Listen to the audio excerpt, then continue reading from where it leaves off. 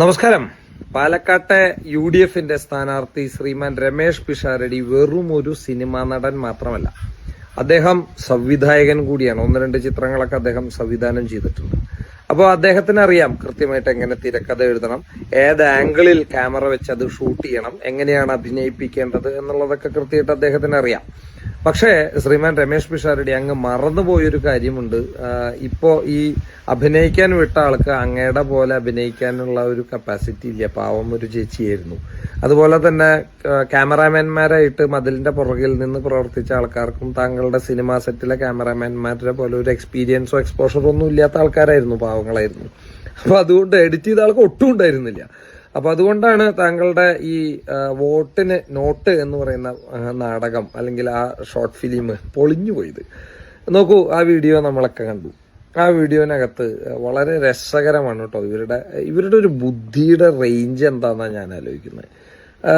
3 കാര്യങ്ങളാണ് ആ വീഡിയോയിൽ കാണിക്കുന്നത്. ആദ്യത്തത് ഒരു അമ്മൂമ്മയും ഒരു വെളുത്ത ചുരിദാർ ഇട്ട ചേച്ചിയും കൂടിയിട്ട് നടന്നു പോകുന്നു. ഒരു പച്ച ചുമരുള്ള വീടിന്റെ ഫ്രണ്ടിലേക്ക് നടന്നു പോകുന്നു. അങ്ങനെ നടന്നു പോയിട്ട് അവിടെ എത്താറാവുന്ന സമയത്ത് നിൽക്കുന്ന അവസരത്തിൽ അല്ലെങ്കിൽ നിന്നുകൊണ്ട് ആ ചേച്ചി എന്തോ അമ്മൂമ്മയുടെ കയ്യിലേക്ക് കൊടുക്കുന്നു. വളരെ ഫാസ്റ്റായിട്ട് തിരിഞ്ഞു നടക്കുന്നു. അപ്പൊ ഇവിടെ മതിലിന്റെ ബാക്കിൽ എന്ന് പറയുന്നത് കൊടുത്തു കാശ് കൊടുത്തു എന്ന് പറയുന്നുണ്ട്. അപ്പൊ അത് അവരുടെ ബാക്കിൽ നിന്ന് വലത് ഭാഗത്തു നിന്നാണ് ഷൂട്ട് ചെയ്തിരിക്കുന്നത്. അതിന് ശേഷം ഈ ചേച്ചി ഇങ്ങനെ നടന്നു പോകുന്നത് കാണിക്കുന്നുണ്ട്. അതിൽ ഒരു വണ്ടിയുടെ പുറകിൽ ശോഭാ സുരേന്ദ്രന്റെ പടമൊക്കെ ഉണ്ട്. അങ്ങനെ ആ ചേച്ചി കാറിന്റെ സൈഡിൽ കൂടെ നടന്നു പോകുന്നു.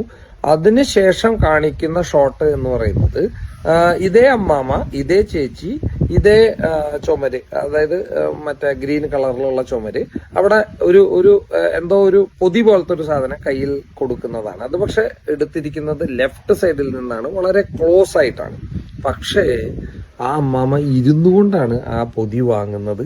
ഈ ചേച്ചി അങ്ങനെ ഒരു ചേച്ചിയും കൂട്ടത്തിൽ 2 ചേട്ടന്മാരും പ്രത്യക്ഷപ്പെട്ടു. ആദ്യത്തെ വീഡിയോയിൽ, അതായത് ബാക്കിൽ നിന്ന് എടുത്ത വീഡിയോയിൽ ഈ ചേച്ചിയും അമ്മയും മാത്രമേ ഉണ്ടായിരുന്നുള്ളൂ. വടിയൊക്കെ കുത്തിപ്പിടിച്ച് ചുമലിലൊരു മുണ്ടൊക്കെ ഇട്ട് അമ്മാമ. പക്ഷെ രണ്ടാമത്തെ വീഡിയോയിൽ 2 ചേട്ടന്മാരും കൂടി പ്രത്യക്ഷപ്പെട്ടു. യഥാർത്ഥത്തില് ഇത് 2 ആംഗിളിൽ വെച്ചിട്ട് 2 സമയത്ത് ഷൂട്ട് ചെയ്തിട്ടുള്ളതാണ്. എഡിറ്റ് ചെയ്തപ്പോൾ അത് അങ്ങോട്ട് മിക്സായി പോയി എന്നാണ് യാഥാർത്ഥ്യം. ഇതുകൊണ്ടാണ് ഞാൻ പറഞ്ഞത്, പിഷാരടി ചേട്ടാ നിങ്ങളുടെ അത്ര എഫിഷ്യൻസി ഉള്ള സിനിമാ രംഗത്തെ ആൾക്കാരല്ലല്ലോ, ചെറിയ തെറ്റുപറ്റും, അത് അങ്ങോട്ട് വിട്ടുകളാ. എന്നിട്ട് പിന്നെ ശോഭാ സുരേന്ദ്രന്റെ പിന്നാലെ പോയി ഒരു നിഴല് പോലെ ഏതോ ഒരു വെള്ള കളറ് ഒക്കെ കാണിച്ച് അത് അങ്ങനെ അങ്ങോട്ട് അടിച്ചു മാറ്റുന്ന രംഗമാണ്. അപ്പൊ ഇത് ഇങ്ങനെയാണെന്നേ, കള്ളത്തരം ചെയ്യുമ്പോൾ അതിൽ ദൈവത്തിന്റെ ഒരു കയ്യൊപ്പ് വരും. ഈ ഒരു അഭിഭാഷകന്റെ ഡയറി കുറിപ്പ് എന്ന് പറഞ്ഞിട്ടൊരു സിനിമയുണ്ട് പണ്ട്, മമ്മൂട്ടി അതില് വക്കീലായിട്ടാണ് അഭിനയിക്കുന്നത്. അദ്ദേഹം ഈ കൊലപാതകികൾ വാച്ചിന്റെ സൂചി തിരിച്ചു വെച്ചപ്പോൾ നിഴല് നോക്കി കണ്ടുപിടിക്കുന്ന ഒരു സീനുണ്ട്. ഏകദേശം അതുപോലെയാണ്. അപ്പോൾ ആദ്യത്തെ സീനിൽ ഇല്ലാതിരുന്ന ചേട്ടന്മാര് വരുന്നു, നിന്ന് പൊതി മേടിച്ച അമ്മൂമ്മ ഇരുന്ന് പൊതി മേടിക്കുന്നു.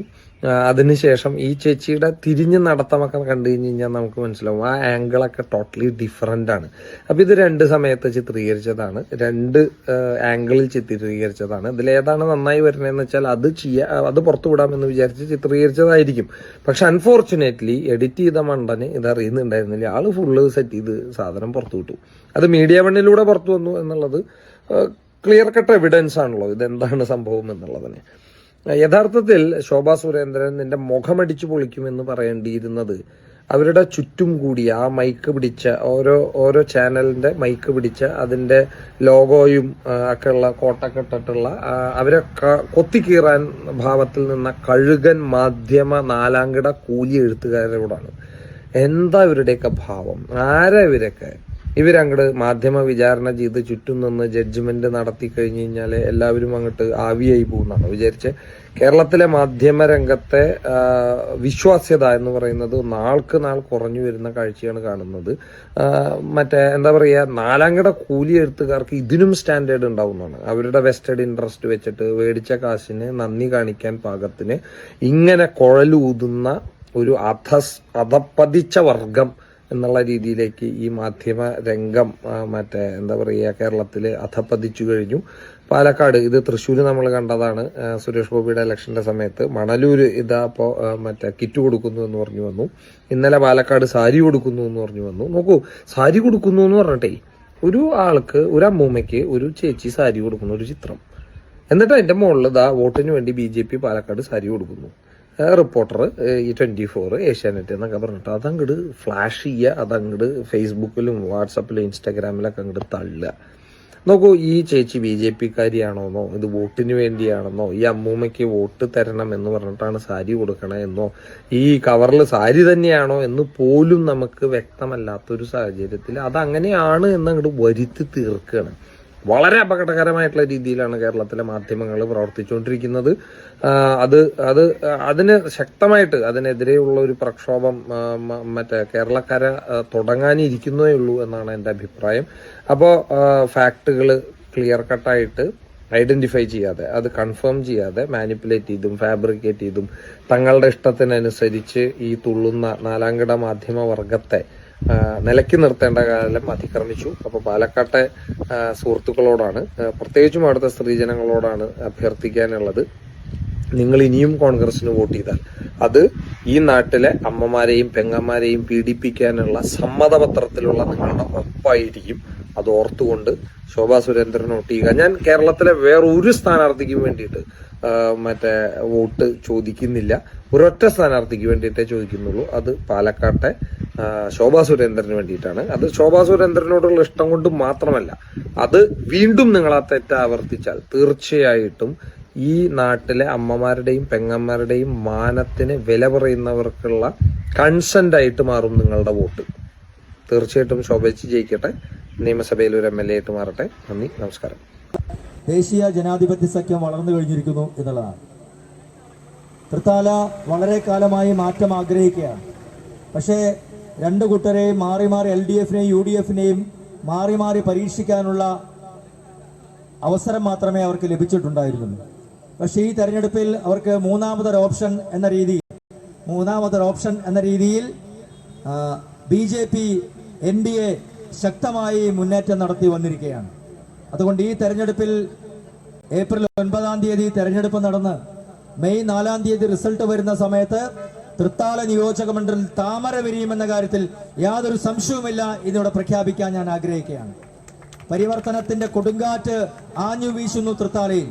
തൃത്താലയ്ക്ക് രണ്ട് മുന്നണികളെയും അടുത്തിരിക്കുന്നു. രണ്ട് മുന്നണികളും ഒരേ നാണയത്തിന്റെ രണ്ട് വശങ്ങളാണ്.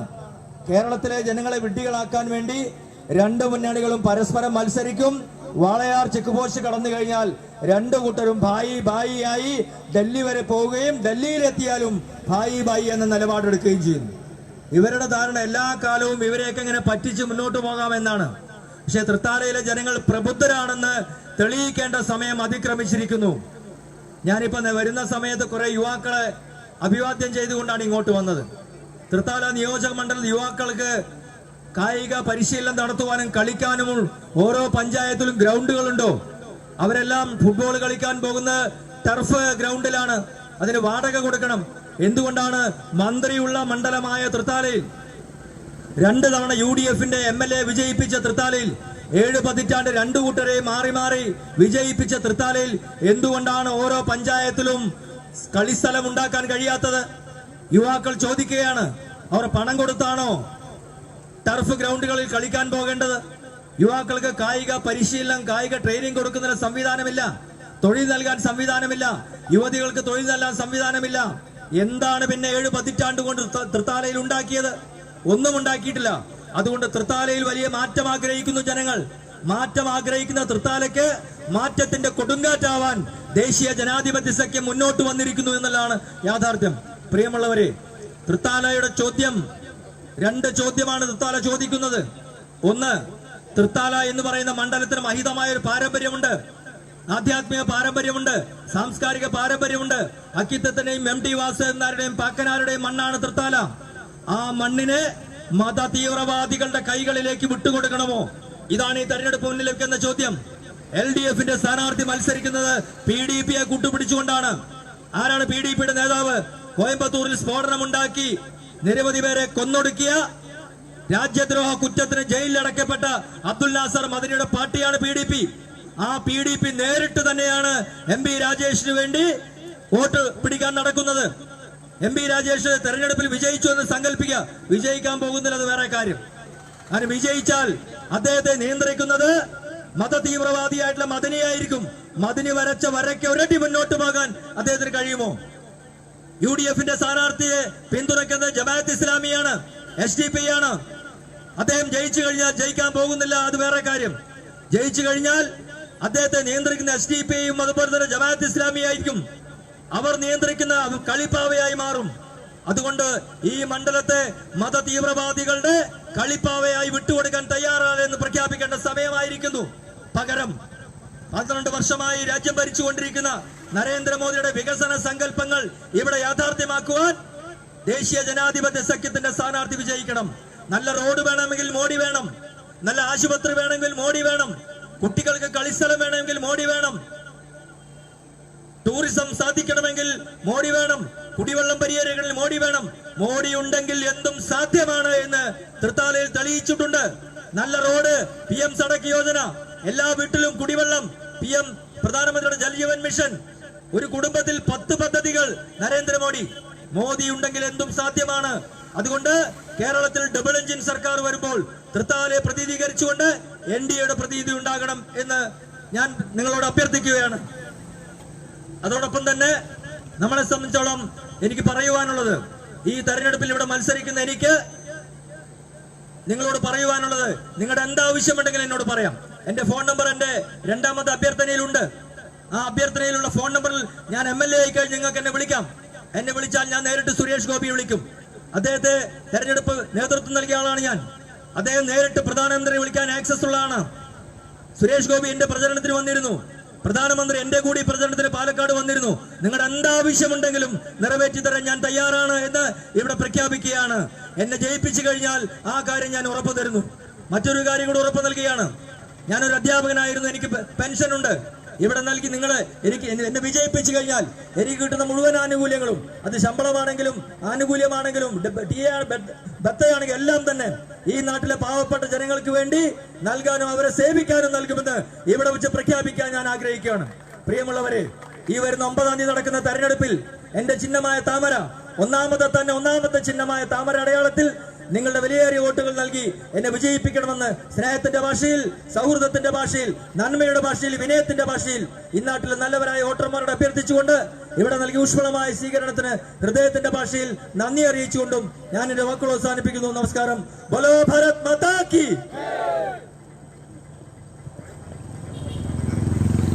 വളരെ കൂടുതൽ സമയം വൈകിയതിന്റെ ഭാഗമായിട്ട് നമ്മുടെ എക്സ് സർവീസ്മാനായ, നമ്മുടെ അതിർത്തിക്ക് സേവനം നൽകി, നമ്മുടെ ജീവനും സ്വത്തിനും സേവനം നൽകിയ നമ്മുടെ നാട്ടിലെ മിലിറ്ററിക്കാരനായ ശ്രീ വിശ്വനാഥേട്ടൻ, അദ്ദേഹം കുറച്ചു മുന്നേ ഇവിടെ നിന്ന് പോയി. വളരെ കൂടുതൽ സമയം കാത്തുനിന്നിട്ട് അദ്ദേഹം നമ്മുടെ സ്ഥാനാർത്ഥിക്ക് ഹാരാർപ്പണം നൽകുന്നതിന് അദ്ദേഹത്തെ ക്ഷണിച്ചുകൊള്ളുന്നു.